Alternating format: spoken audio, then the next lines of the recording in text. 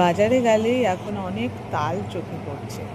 সবাই নিশ্চয়ই তালের বড়া বানাতে জানো, কিন্তু আমি কিভাবে তালের বড়াটা বানিয়েছি, একদম পারফেক্ট, জুসি এবং অত্যন্ত সুস্বাদু এই তালের বড়ার রেসিপি আজকে তোমাদের সঙ্গে শেয়ার করছি।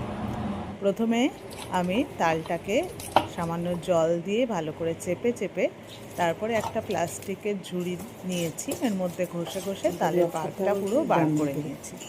দেখো আমি কিভাবে করছি, একবার দেখলেই তোমরা বুঝতে পারবে।